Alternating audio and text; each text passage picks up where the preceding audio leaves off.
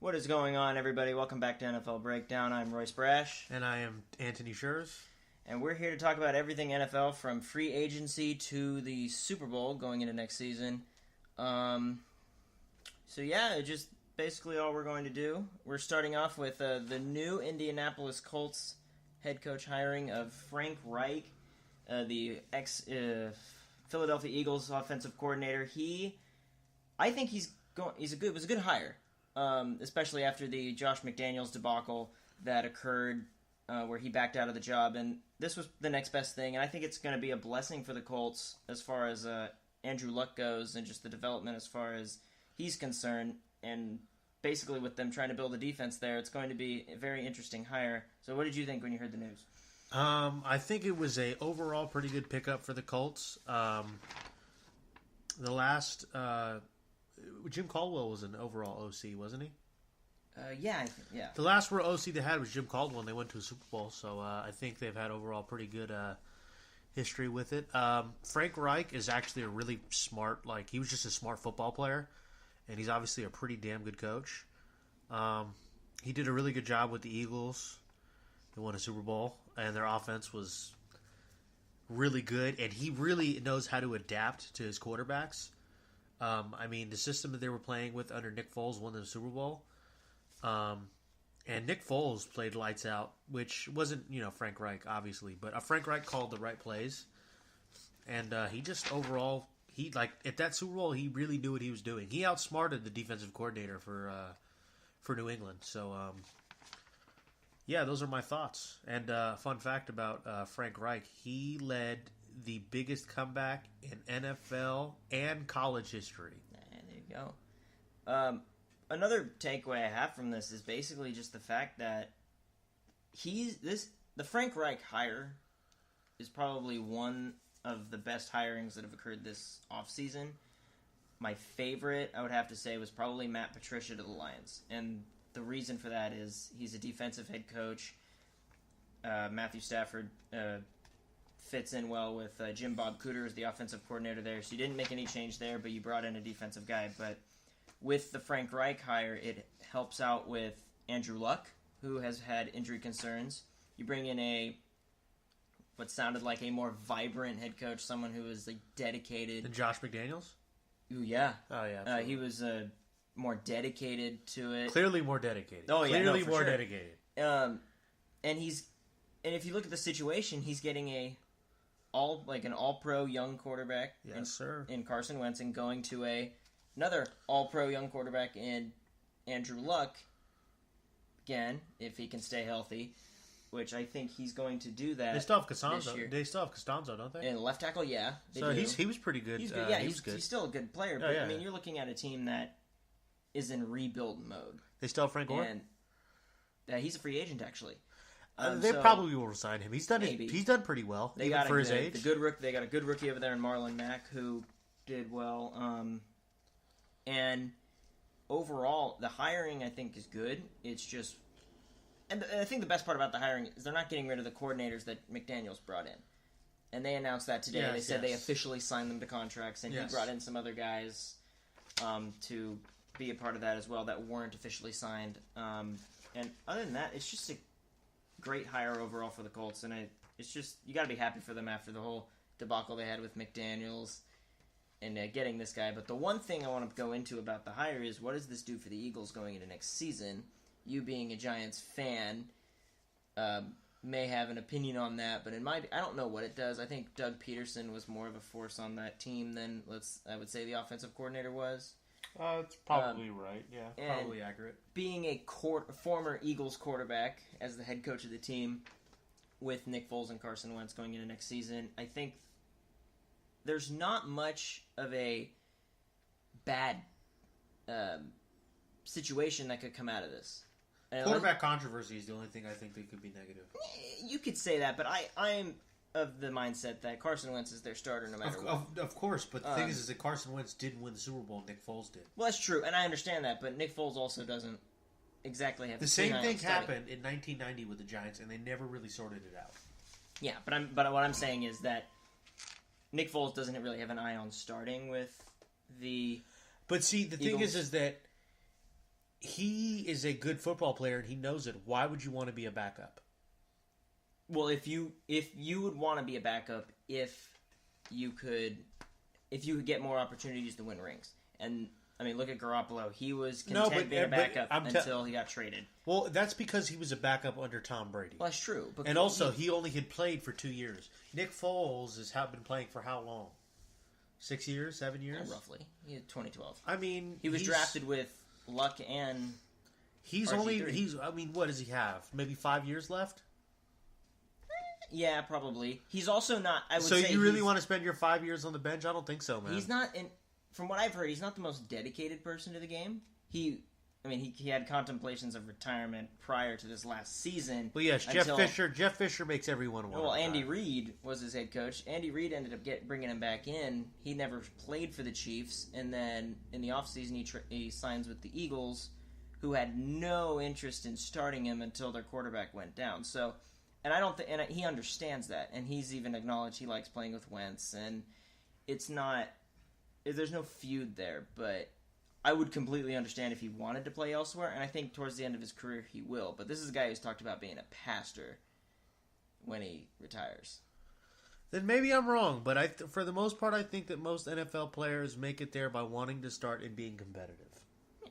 And I agree, and I think if he really wants to go out there and be a starter, the Eagles can go trade him. But at this point, if you're the Eagles, what is your asking price for Nick Foles? That's a difficult one.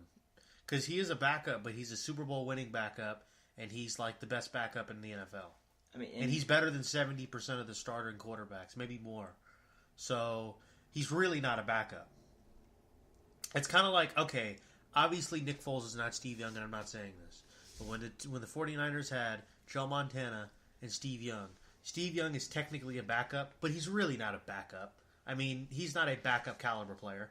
You know what I mean? Yeah, no, it's the same thing. And it's the same with the Favre Rodgers scenario. Yes, but there we go. You're also you're talking about a younger player replacing an older player. This is an older player replacing what will be a third-year quarterback. I'm not saying that I think Nick Foles is going to start, but I could not imagine him wanting to be on the bench. He just won a Super Bowl. I understand that too, but I mean, the other part of the story is they don't have, and as far as the timetable of Wentz's injury, it's 9 to 10 months. He's not slated at this stage to start week 1. So you're going to have to start Foles for maybe the whole first month of next season until Wentz is ready to go. Yeah, I mean, I get what you're saying, but I think at the end of the day, like I said with Hostetler, yeah, he ended up going to another team because he's a Super Bowl winning quarterback. No quarterback who wins the Super Bowl wants to be on the bench. Yeah, I mean, there are Hall of Fame players who didn't win a Super Bowl. Yeah. And this guy just won one. So he's not going to want to be on the bench, I'm telling you. I know he's not going to want to, but if he, as a player, he could get paid more money and start. He'd probably rather do that.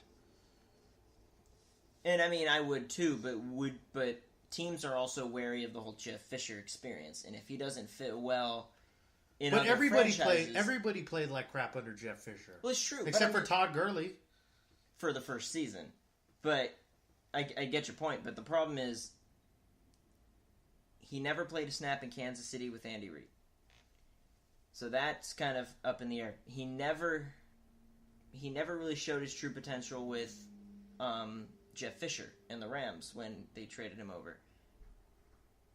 I'm not disputing the fact that he wants to start on another team, but I'm going to say that if he wants to play anywhere, it's going to be with Philadelphia, whether he's starting or not. Yeah, I understand. And that's just part of the system they're building there, and that they have a team that's built to contend for the next few years.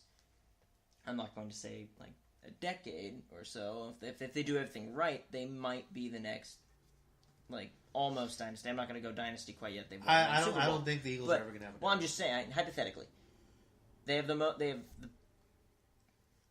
the most stacked roster in the NFL right now. And yeah, they're a Super Bowl winning team. They should. Yeah, but I mean, all these guys are on contract through 2020. So you're looking at a team that's not going to lose anyone of significance.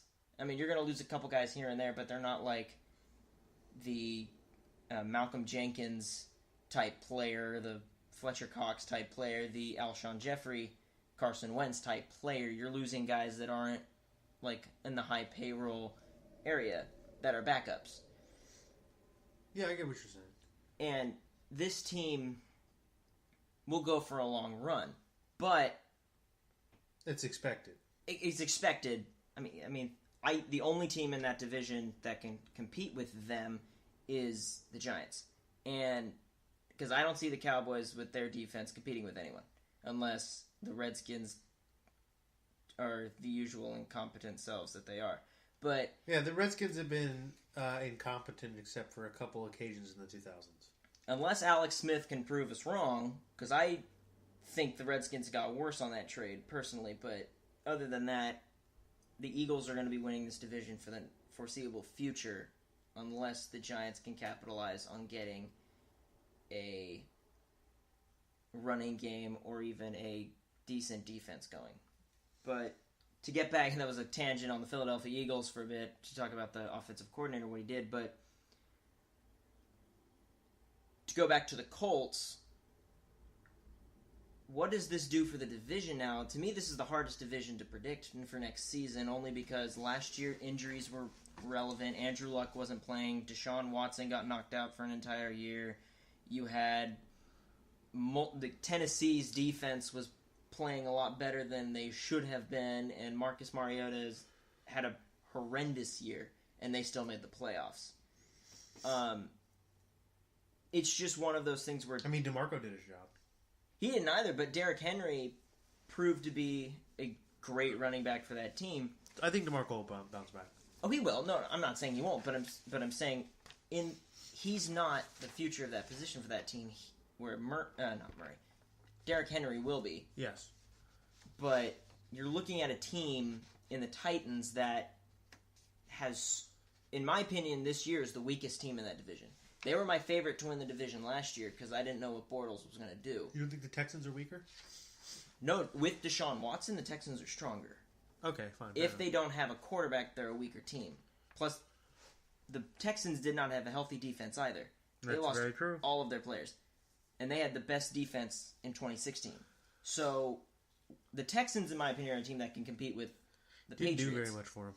No, it's true. But, they can compete with the Patriots, and they can do what they can. They now have a quarterback in Watson, and the Colts just need to get their starting quarterback back in Luck, who got them to a championship game in 2014, and has not been healthy. I remember that massacre. Yeah, no, he has not been healthy since then. Since then he's had lacerated kidney. Was it 2014? Broken ribs. 2015.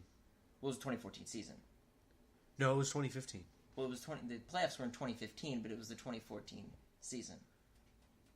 Right, so it was 2015. Yeah, Okay. No, the game. No, it was for the 2015 season. No, it was for the 2014 season. Because the season goes from goes for the first part of the year. Oh, you know what? You're right. The playoffs are in the He got me. year. He got me. So, he got me. It was the 2014 season. Yeah. Okay, I forgot about the Broncos. I forgot about the Broncos. Yeah, there you go. So it's just there's going to be a lot of ebb and flow in that division, and it's hard to predict for me. If I were to pick a team right now, it would still be Jacksonville.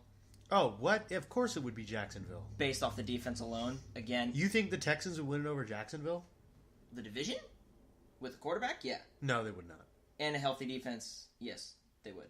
Well, yeah, if you put Joe Montana on the Giants, they'd probably have a better record, but what's your point? True. But yeah. But, so that's going to be it for this segment. Next segment, we're going to talk about... we're going to get into our under further review of the AFC East, starting with the New York Jets. So stay tuned, and we will see you in the next part.